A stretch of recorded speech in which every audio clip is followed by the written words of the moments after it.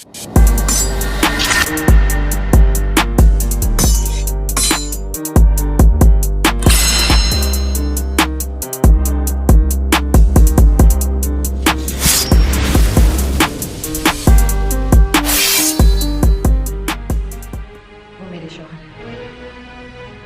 आप अपने ही शौहर पे अपने बच्चे को अगवा करने का इल्जाम लगाते हैं। इल्जाम नहीं, हकीकत है। और इस हकीकत की बुनियाद क्या है?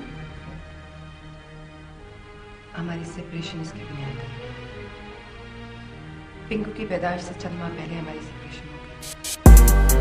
That's right. लेकिन इसके बावजूद इसका हल अदालत के पास है। हेलो जी, मैं डॉक्टर जमाल बोल रहा हूँ। डॉक्टर साहब, मैं शैला अहमद बोल रही हूँ, inspector Shaila Ahmed, women police station से। मैंने आपको इस वक्त एक पुलिस ऑफिसर की हैसियत से फोन नहीं किया, बल्कि एक इंसान होने के नाते आपको कॉल कर रही हूँ। मैं आपके जज्बात की कदर करता हूँ। फरमाइए कि मैं आपके किस काम आ सकता हूँ। देखिए, हम एक बच्चे को तलाश कर रहे हैं जिसका नाम पिंकू है। उसके वालिद का नाम डॉक्टर जमाल है और उसकी वालदा का नाम सुमेरा है। वो बच्चा सुबह से लापता है। उसकी वालदा ने हमारे यहाँ आके रिपोर्ट लिखाने की कोशिश की है। हमने अभी तक उनकी रिपोर्ट दर्ज नहीं की है। मेरा ख्याल था कि मैं पहले आपसे बात कर लूँ, अगर आपको इस सिलसिले में कुछ इल्म हो या आप हमारी मदद कर सकें तो। आपको मेरा फ़ोन नंबर और नाम किसने दिया है? पिंकू की माँ सुमेरा ने। तो फिर उन्होंने मुझ पर शुबा भी जाहिर किया होगा, जब भी तो आपने मुझे फ़ोन किया है। जी हाँ, लेकिन आप गलत मत सोचिएगा। अगर आपको पिंकू के बारे में कोई इल्म है तो बताइए। इंस्पेक्टर, क्या मैं ये समझूं कि आप मुझ पर पिंकू के अगवा का केस बना रही हैं? हरगिज़ नहीं। भला एक बाप पर उसके बेटे के अगवा का शक किस तरह किया जा सकता है? तो फिर अगर आप बच्चे के बारे में कुछ जानते हैं तो ठीक है। पिंकू, पिंकू, पिंकू, तुम कहाँ चले गए थे? कहाँ चले गए थे तुम अपनी अम्मी को छोड़ के? पिंकू, तुम कहाँ चले गए थे? पिंकू, पिंकू, पिंकू, सब चीजें कहाँ से आई? किसने दिए तुम्हें ये सब कुछ चीजें? कौन ले गया था तुम्हें? ये चीजें तुम्हें किसने दी है पिंकू? किसने दी है? और क्यों लेते हो तुम मामू से चीजें? फकीर हो तुम? क्यों नहीं है ये सब चीजें? बताओ मुझे, क्यों नहीं है? फकीर हो तुम? क्यों डांट रही हो बच्चे को? ये फकीर नहीं है, ये हमारे साथ रह के फकीरों की जिंदगी गुजार रहा है। अम्मी, ये आप क्या कह रही हैं? वही जो तुम्हें भी तस्लीम कर लेना चाहिए। तो क्या? हाँ, तुम्हें औलाद पर बाप का हक तस्लीम करना पड़ेगा। पिंकू जमाल के पास था, वो ही इसे यहाँ छोड़ के गया और उसने कह दिया है कि वो पिंकू को अपने साथ लेकर चला जाएगा अमेरिका, हमेशा हमेशा के लिए, बहुत जल्द।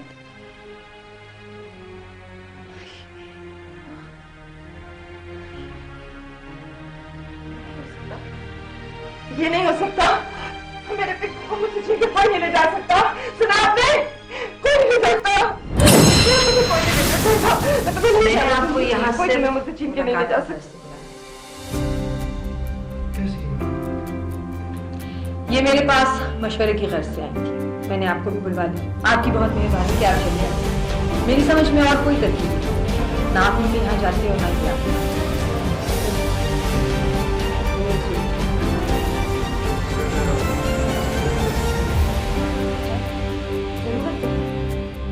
आपस के मामलात अगर मिल बैठ के तय हो जाए तो ये बहुत बेहतर नहीं है। बिला वजह कोर्ट कचहरी के चक्कर में पड़ सकता। आपको हमारे मामलात में इतनी दिलचस्पी? पुलिस का काम सिर्फ पकड़ धकड़ नहीं है, मसाइल को सुलझाने में भी पुलिस का हिस्सेदार अदा है।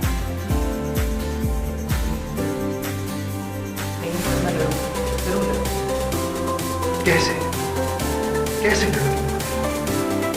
औलाद पालने का शौक है तुम्हें, लेकिन उसे स्कूल में दाखिल कराने की हैसियत नहीं। हाँ, चलिए हम मुकदमा लड़ने। देखिए, अना की जंग में घर तो बर्बाद होते ही हैं, लेकिन सबसे ज्यादा बर्बादी औलाद का मुकद्दर बनती है। तुम्हें ये मौका नहीं मिलेगा सुमेरा कि जमाना तुम पर तरस खाए और तुम अपनी शिकस्त की वजह अपनी गुर्बत को करार दो।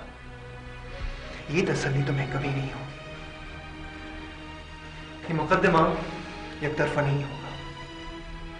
तुम अपना वकील पसंद कर लो, बड़े से बड़ा, महंगे से महंगा वकील। उसकी फीस मैं दूंगा। आखिर तुम मेरे बच्चे की माँ, बीवी हो गई। इतना हक है तुम्हारा, और मैं तुम्हें तुम्हारा हक जरूर दूंगा।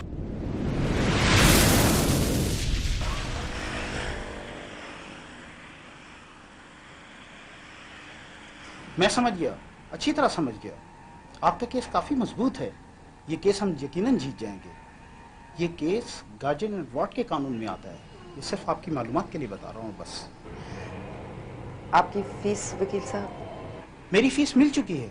हालांकि ये बात मेरी समझ में नहीं आती कि डॉक्टर जमाल ने अपने खिलाफ मुकदमा लड़ने के लिए मुझे क्यों फीस अदा की है, सिवाय ममता की।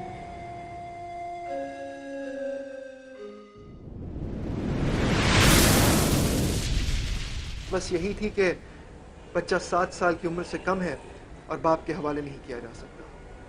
आई नो, आप बेफिक्र हो जाएं, बेगम हो जाएं। देखिए, ये आपको नहीं, मुझे सोचना है, मुझे।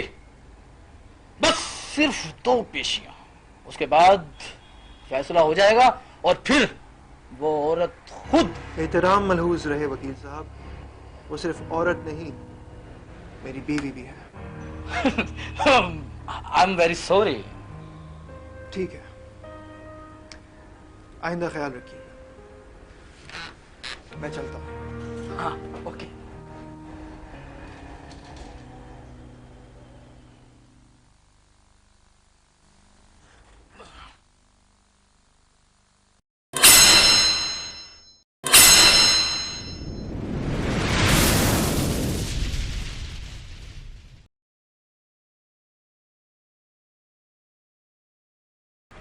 मैं तुम्हें क्या मशवरा दे सकती हूँ?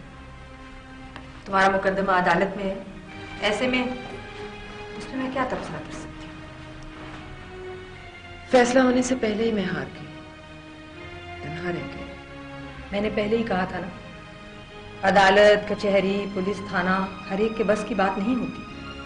लेकिन मैं पिंकू के बगैर नहीं रह सकती। मेरे पास जिंदा रहने का कोई मकसद नहीं रहेगा। मायूस नहीं होते। और फिर तुमने खुद ही तो कहा था कि तुम्हारा वकील बहुत पुरुमीद है। मेरा भाई, मेरी भाभी, कोई भी मेरे साथ नहीं है। हत्ता कि मेरी माँ, वो भी यही समझती है कि मुझे पिंकू को उसके बाप के हवाले कर देना चाहिए। हालांकि वो मेरी माँ है और माँ के दिल को समझती है। हम तुम्हारी क्या मदद कर सकते हैं सुमेरा? मैं तो यहाँ सिर्फ हमदर्दी के 2 बोल सुनने के लिए आई हूँ, जिनके लिए मेरे कान तरस गए। तुम पिंकू के बगैर नहीं रह सकती ना। और फिर बेटे पर बाप का हक भी होता है ना। हाँ। तो एक हल और भी है। क्या? शौहर का बीवी पर हक होता है और बीवी का शौहर पर। और तुमने अपना हक ये खुद ही क्यों छोड़ दिया? जी, नसरीन की राय पे गौर करो सुमेरा। औरत का मकाम उसका घर है, उसका घर, उसके शौहर का घर। अपना घर कोई भी हंसी खुशी नहीं छोड़ता। अगर तुम मुनासिब समझो तो अपनी अलहदगी की वजह भी बता दो, शायद हम तुम्हें कोई मशवरा दे सके। वो वजह ऐसी है कि मैं टाइम नहीं दे सकती। क्यों? सेपरेशन की बुनियाद मेरा छोटा खानदान है, मेरा नाकाबिले जिक्र बैकग्राउंड, मेरी गरीबी। मगर ये सब कुछ तो पहले भी था। फिर तुम्हारी शादी कैसे हुई?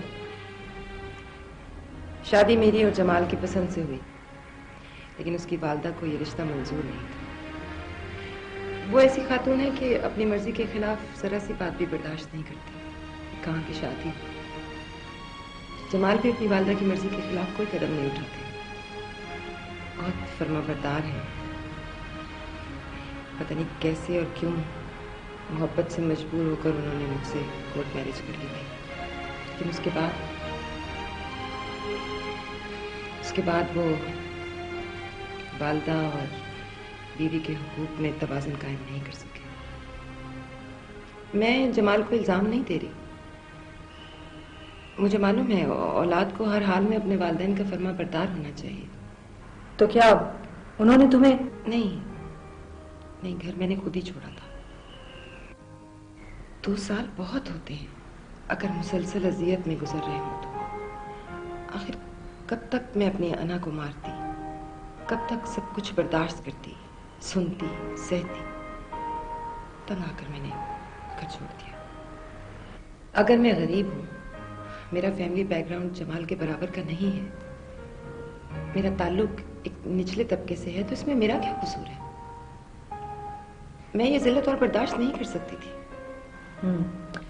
मगर अब तो हालात बदल गए। जमाल ने मुस्तकिल तौर पे अमेरिका में रिहाइश इख्तियार कर ली है। हाँ, लेकिन अब ये खलीज इतनी बढ़ गई है कि उसे अबूर करना मेरे लिए भी और शायद जमाल के लिए भी नामुमकिन है। अगर डॉक्टर जमाल को इतनी नफरत होती तो वो इस रिश्ते को कायम ना रखते।